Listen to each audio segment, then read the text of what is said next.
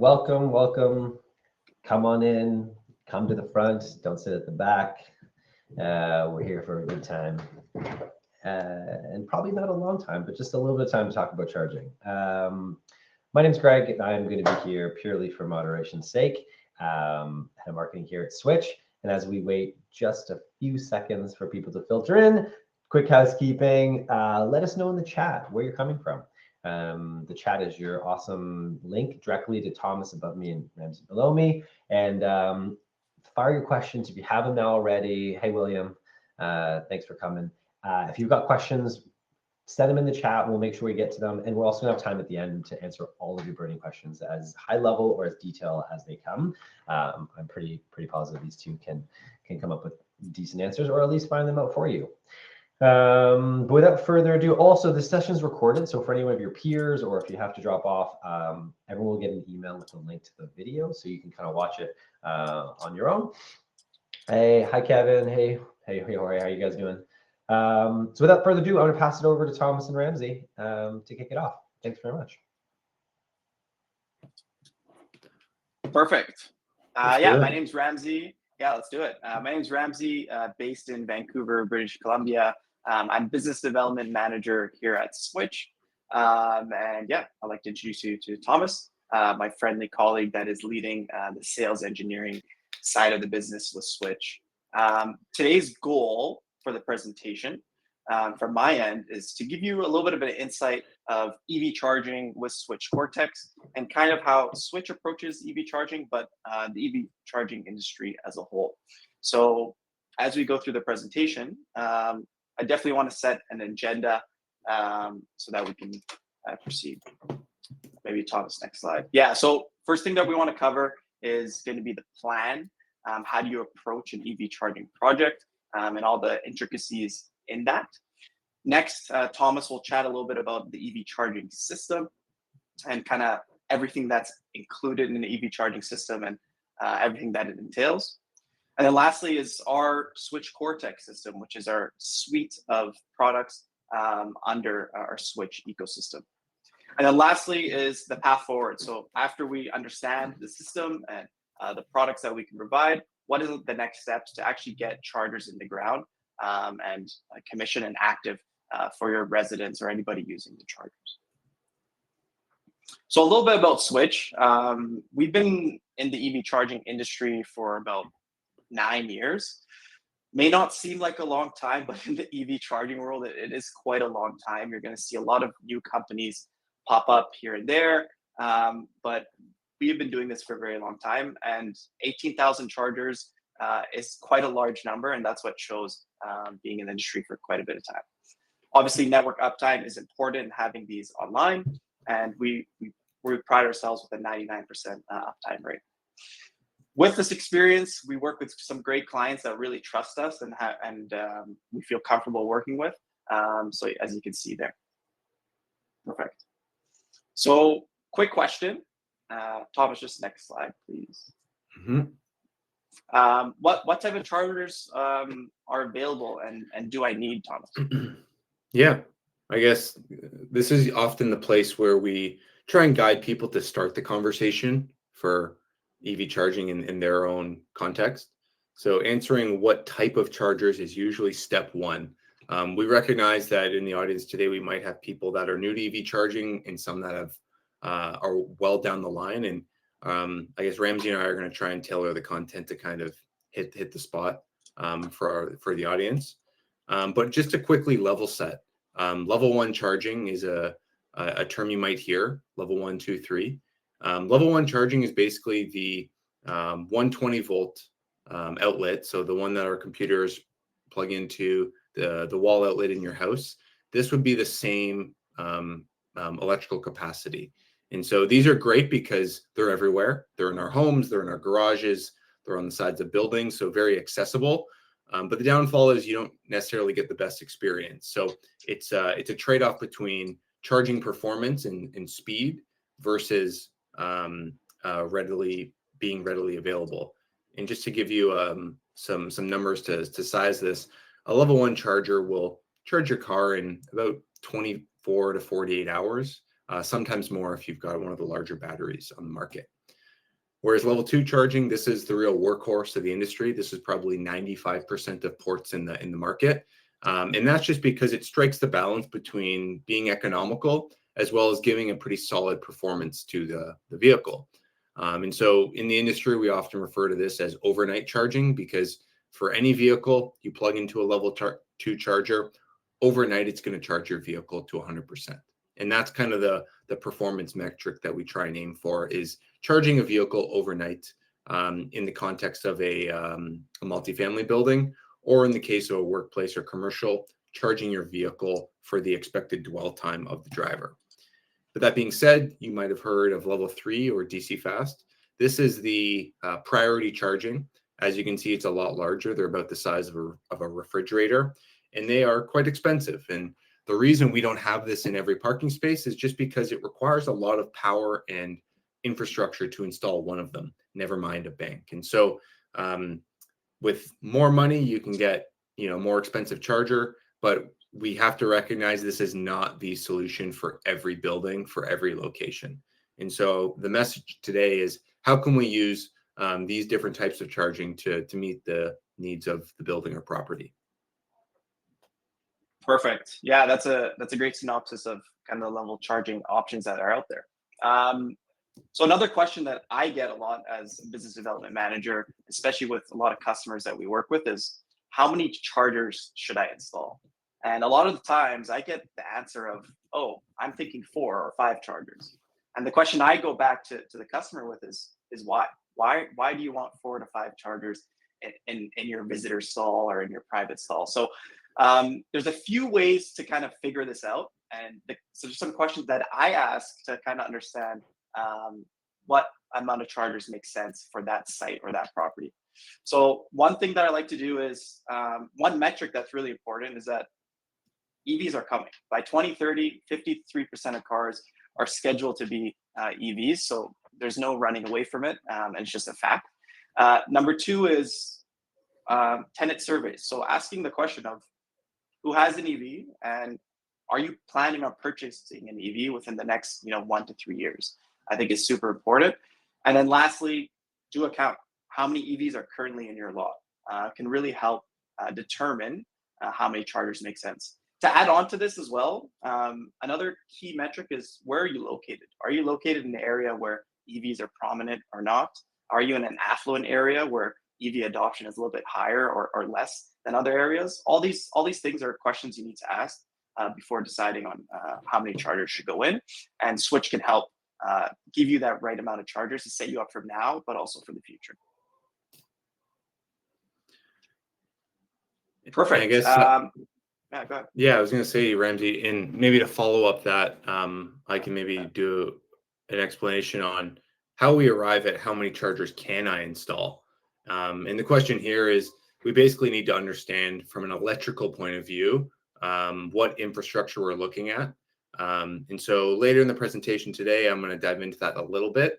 But we want to think about how many. Are we talking 2 or are we talking 100? It can be a very different conversation. So knowing that out of the gate is a fairly important decision. Yeah, let's talk money now. So key things that you need to understand to put EV chargers is how much available capital or how much budget does this property or building even have. Another thing that is really important, and these developers or property management groups I would work with, is how much ROI or how much payback can I get back from these chargers? And then measuring the CapEx versus the OpEx. Some of our customers measure this as an operational expense because it's an amenity in their building, while others kind of consider this as a capital cost and an investment into their building.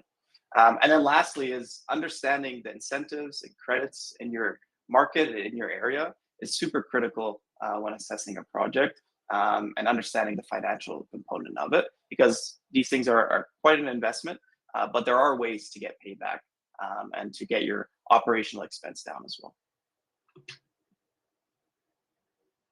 Perfect. So I'll pass it over to Thomas to talk a little bit about the whole EV charging system as a whole. Yeah. When we think EV charging, we don't necessarily think about just the EV chargers. We have to think about the entire system. So you'll notice when Ramsey and I speak, we often call it a system, not just the EV charger itself. And so within that system, we like to break it down into 4 core pillars of value. And so there's the EV chargers in the electrical infrastructure. That's one. There's the management software. That's the second pillar. There's the EV driver experience and how the drivers interact with the stations, as well as the O&M support. So how do we keep the system online and delivering a service to the drivers that they can rely on and that they feel comfortable with? And so I guess to start, let's maybe tackle EV chargers in infrastructure first. Yeah, so what should I be looking for, Thomas, when I purchase an EV charger? Well, there's a lot of things, and we do see a lot of customers getting hooked on the specifics of each individual charging model. And that's whether the physical aesthetics or the length of the cable, how tall it is, all of these aesthetics. But what we try and promote is, let's forget about the aesthetics of a charger. They all pretty much do the same thing. You can think of them like cell phones. They've all kind of converged on a very similar design and performance. But if there's one thing that you want to look for as a purchaser, is a common protocol that the industry has adopted. And this is called the OCPP protocol, Open Charge Point Protocol. And what this allows is the ability for the property or the owner of the station to have the freedom to choose the operator of that charging station for the services. And so the analogy that I like to pull on is the cell phone analogy, where you can move between telecom providers if you have an unlocked cell phone, versus 10 years ago when carriers used to lock devices to the network, you had to purchase a new phone.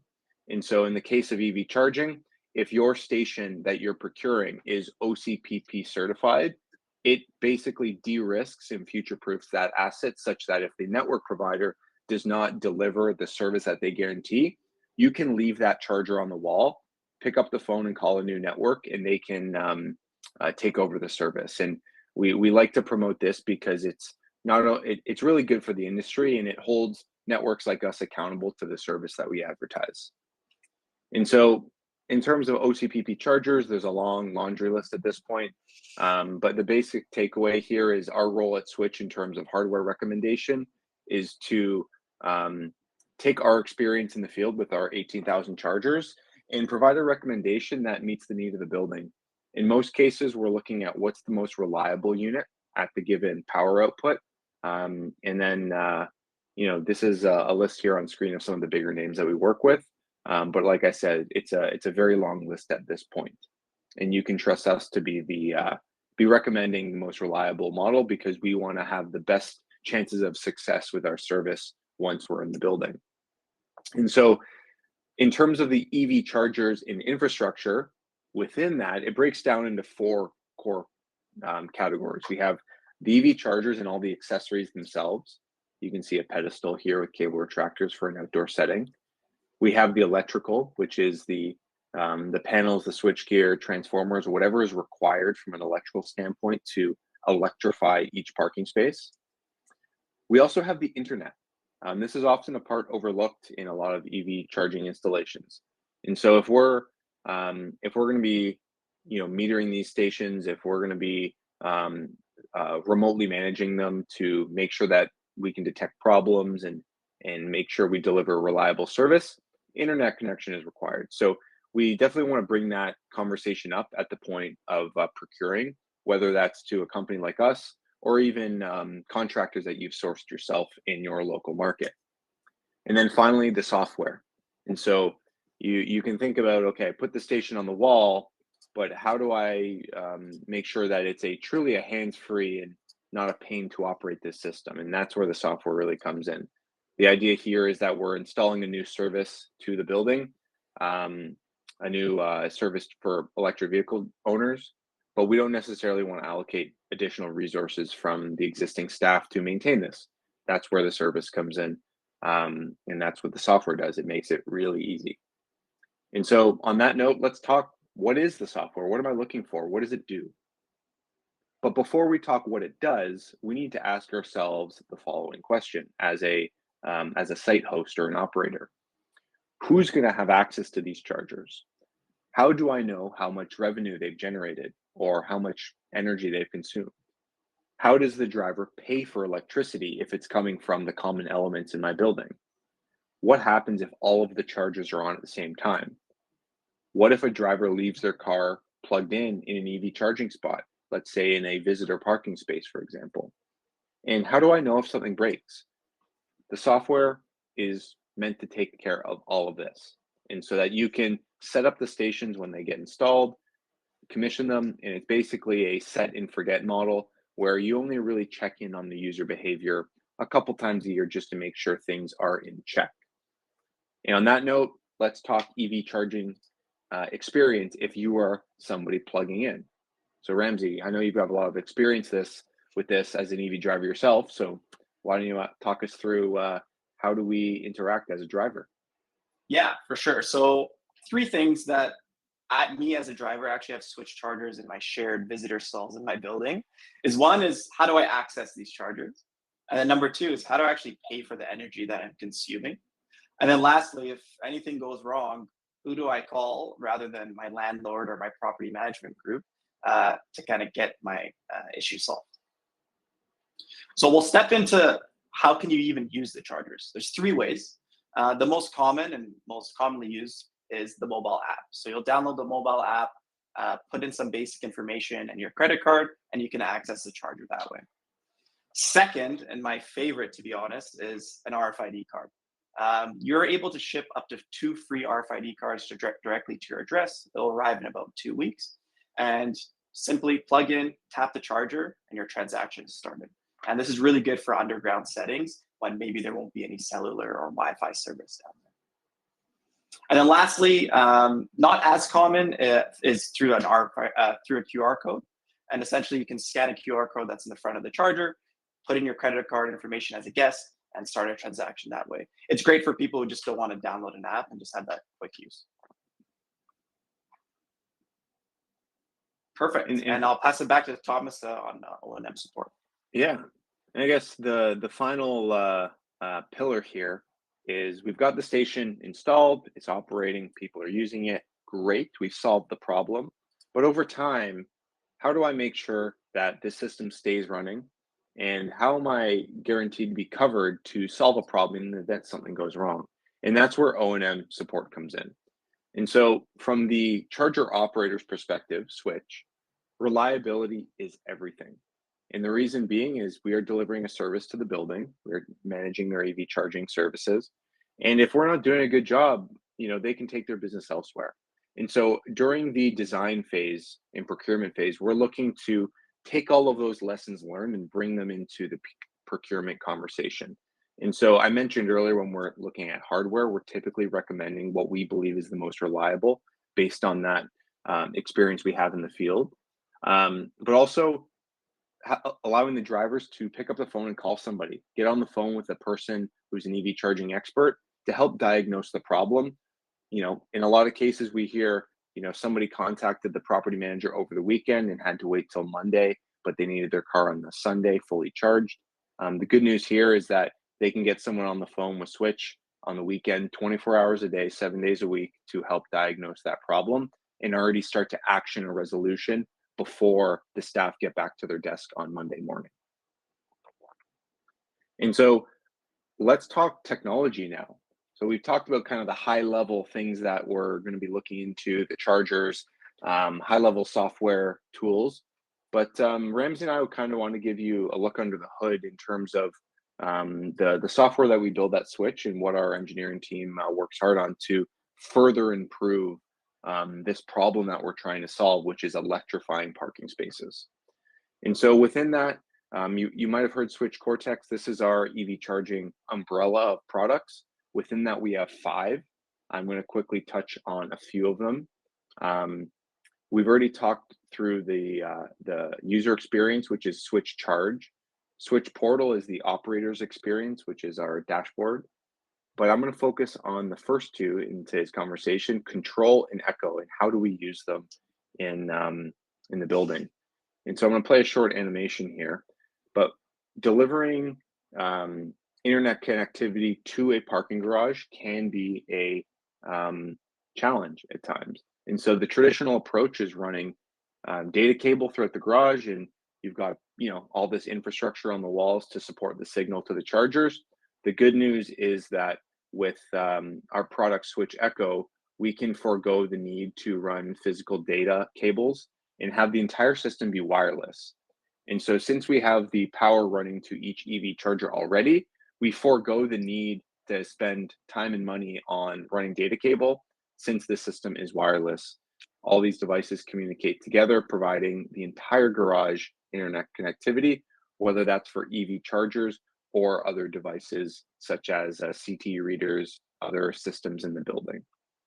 And so what we try and do is give the installer or the building a sense of, what does this save me?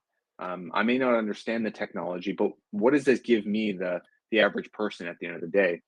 And through our experience in deploying this technology, it saves about 70% of the cost of communications on the project.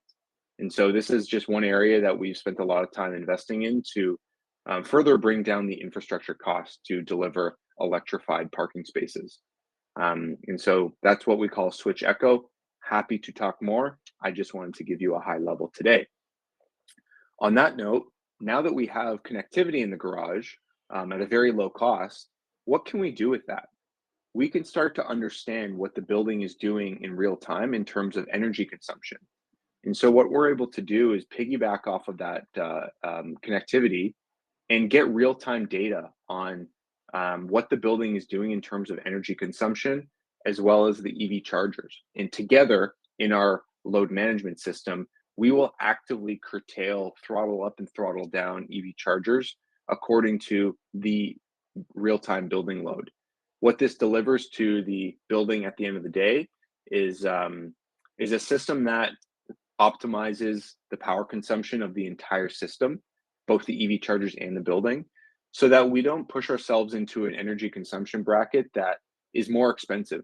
In your territory, you might have a utility that adds a tax or a penalty, or the rate is designed by your highest peak over the course of a month, for example. Switch Control is able to manage that so that adding EV chargers doesn't make it more expensive or push you up into a higher tier with your local utility.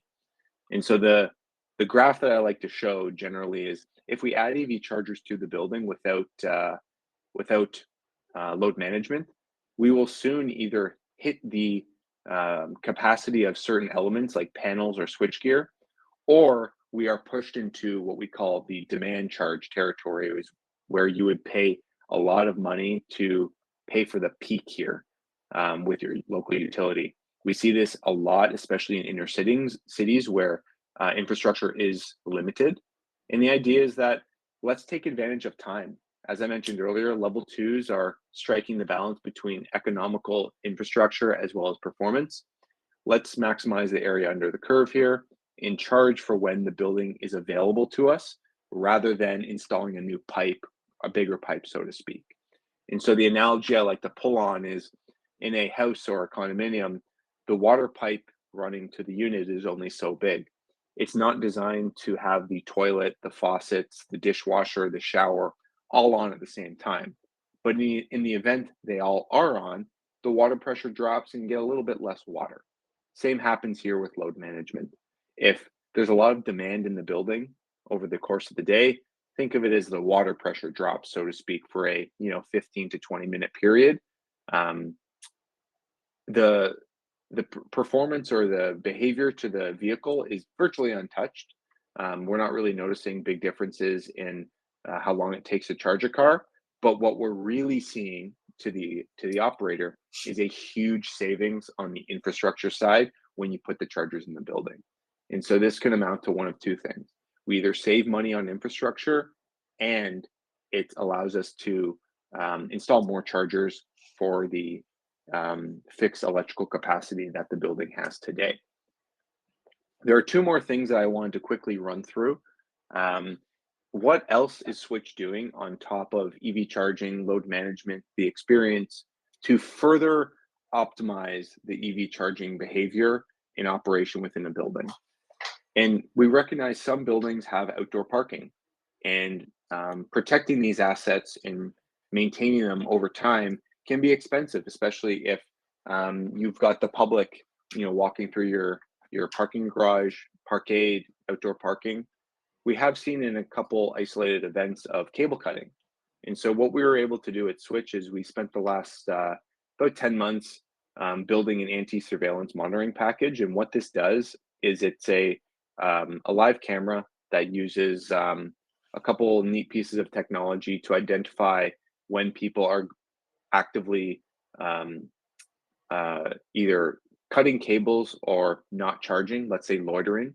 Typically, those are when things tend to happen, and it often triggers a maintenance request. And so these cameras, one, help us document what is happening, but two, they actually act as a mode of prevention, because they can flash lights, alert the local security team, and actively alert the Switch support team to get on the microphone and let the people know that this is a area under surveillance, and that vandalizing the EV chargers will come at a penalty. And so, Ramsey, maybe I hand it back to you. We've got a couple more minutes here before we want to open it up for questions. So I just delivered a lot of content. Maybe you can walk us through, how do we take that content and develop a path forward to procuring or making decisions for a particular project? Yeah, for sure. Thank you, Thomas. So yeah, the path forward, typically the first step is developing a plan. So understanding what are the next steps in order to get those chargers in the ground. So one of the initial steps is understanding the incentives and credits that are out there in order to fund these projects. So in the United States, broken down by state, there are plenty of incentive programs and rebate programs to help support the projects that are out there. As you can see here, California is the strongest and the pioneer of incentives and rebates. But as you can see across the board, in majority of states, there is an incentive or rebate program to support, especially for residential level 2 charging. And then the other incentive program is the 30C tax credit. So it's an alternative fuel vehicle refueling property tax credit. It's a mouthful, but it's been around for quite a bit of time, and it's based on your geographic location through SCents. And yeah, the credit has eligibility in every state up until 2032. There has been some changes in government, but to this date, it is still an active credit program. Yeah, and just to comment on that, I believe information has come out that this program is guaranteed till at least the end of 2025. Beyond that, I think it's still up for debate, but great program. Most properties are taking advantage of it, and it's a great way to just be a bit more efficient with the dollar spent.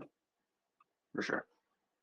Perfect. So 4 stages to get a charger in the ground, and it is quite a lot of work, but luckily here at Switch, we're a turnkey provider, so we can help you along every single stage to get a charger in the ground, but also the post-care required to keep these chargers operating.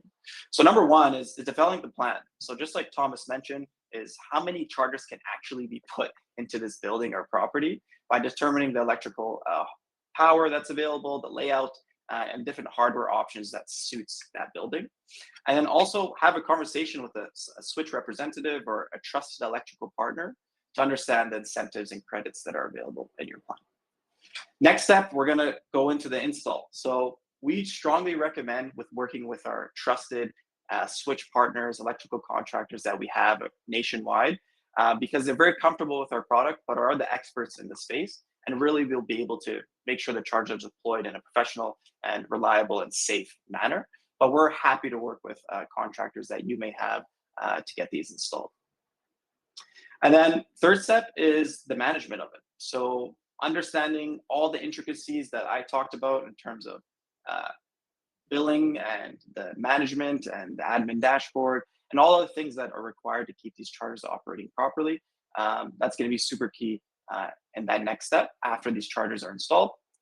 And then after the chargers are installed is the monitoring. So 24/7, doesn't matter if it's Christmas Day or if it's Thanksgiving dinner, Switch is going to be there. So you can pick up the phone, give us a call, and any of the residents in the building will deal with Switch rather than that property manager that's really busy. So Switch is here to step in to make sure that we're able to support any of their needs.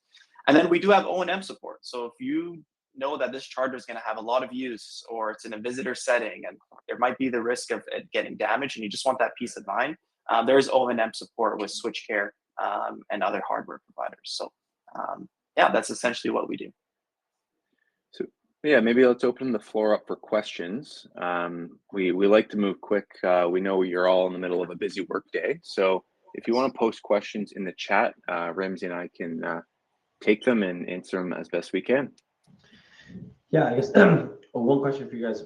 Ramsey, you mentioned and you showed the slide of the US incentives, level 2 of the tax credit. So north of the border, I know it doesn't have the same level of scale of those, but what do you recommend, be it people in BC or other parts of the country, kind of what's available? And if not necessarily incentives are available, what are other ways in which you can figure out how to make the finances work?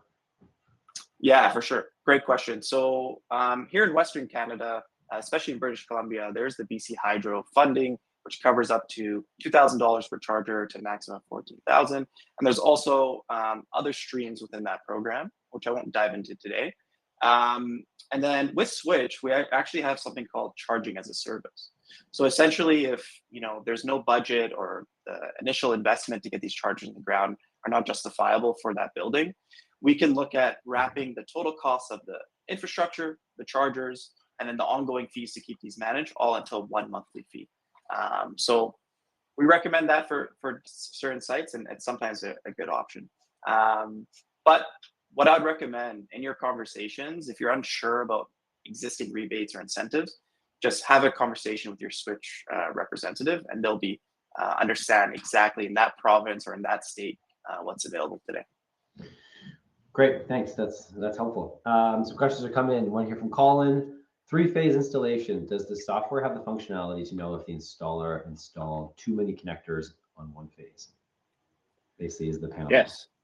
Yeah. So when we configure the load management, we actually have to select which phase you're on. So the system will know actively which phase we're loading, and it will optimize accordingly. We didn't get into that example today, but for mixed load panels, for existing panels that we want to add EV chargers to, we can add a set of CTs on each phase so that we know what the other loads are doing on each respective phase. As you can imagine, there are situations where we come in one particular phase of a panel is loaded up. Our system would detect that and load balance accordingly. Great question. Great answer. William's first question of 3. 1, I get how the chargers are powered, common panel or directly via breaker on the main, but how are you monitoring and controlling the main? Yeah, so we're not controlling the main. We are monitoring the real-time electrical consumption and then making control over the EV charger's load consumption based on that.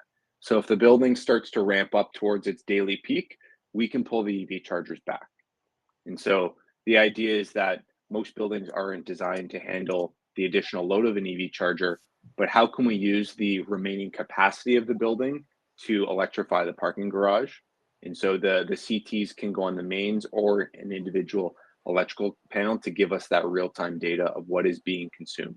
It could be anything, HVAC, TVs, computers, heating, whatever it is. Nice.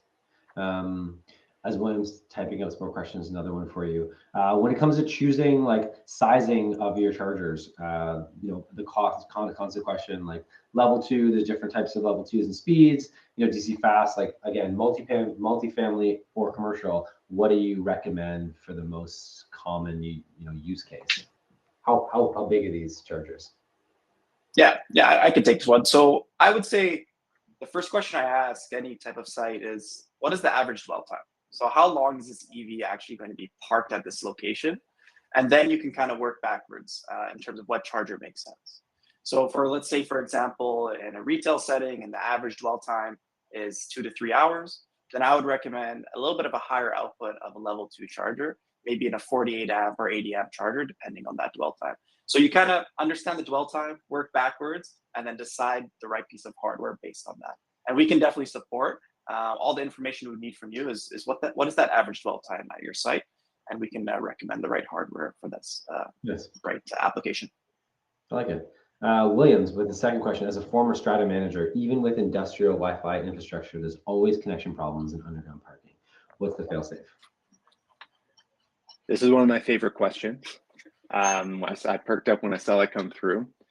This is where we get to flex our muscles a little bit on the tech side, because the whole system that I just described can operate locally within the building. So if we lose connection to the building, there is a computer in the building that can still operate all of these functions, so the service virtually goes uninterrupted. And so what we often hear a lot of people saying, hey, what happens if the Wi-Fi goes out, switches stuff doesn't work? That's incorrect. We actually have a local computer that lives on site that will take over in the event of a communication failure, and it will basically act as the air traffic controller until we reestablish connection to it. And so the nice thing here is that reliability component that we led with earlier on, the 99% uptime, is achievable with this, call it like a backup system that is on premise. And Collinsville here says, many installations utilize the sharing of a circuit. Can your software manage multiple connectors on a single circuit, as well as managing the load on the panel itself, as well as the load on the entire building? I've seen products that can either do circuit or panel load management, but not both. Yeah. Again, the answer is yes, we can do that. And so we call that multi-level, where you basically have, circuit sharing, panel sharing, building sharing. The way you can think about it is we just have to define each layer of the system, how much power consumed, and then we just set up the rules for, how much a given panel, circuit, or transformer can consume. And then we use the main readings of the building to influence in real time whether we have to lower that limit. And so it can get pretty complex, and I can definitely fill an hour on how we configure that, but short answer is yes. And it's an interesting plug. So tomorrow, for those interested, Thomas is doing a full-on 30-minute deep dive about our load management. It's part of EE Power Day. It's on Thomas's LinkedIn. You can search Thomas Martin. Registration is free, but he's essentially going into a deep dive of how we do load management and some of the algorithms and fun calculations and stuff. That will be really interesting for those people who are interested. That's happening tomorrow. Colin, if there's a comm outage, how does that charging session get authenticated? Great question. Yeah. So in the context of a multifamily building, what we do when we commission each station is we auto load the user's profile into the charging station. And so in the case of a comms outage, the station remembers and knows who the owner of that station is. And so when they go in and they can tap their card, we know who it is. And so the idea here is that we're designing a system that will always allow somebody to plug in and get charged. And that station will keep track of how much energy it consumes and the value of it. And then when we reestablish that connection, it gets sent to the cloud, and then we bill you for the energy. And so there's no option here to trick the system and get a free charge or anything like that. You're always going to be able to start it, and we're always going to be able to keep track of who and how much was consumed. Great questions, guys. Any other questions? Any other questions from the people? I just shared a link from for registration for tomorrow's presentation that Thomas is actually doing that's going to go deeper into load management, so feel free to join. Otherwise, this presentation will be shared via email. Feel free to share it around. If you have any questions, Thomas, this is email, but you can find either Thomas or Ramsey on LinkedIn. Feel free to connect with them, follow along. And yeah, if there's any questions, how we can help you guys along your EV journey, don't hesitate to reach out.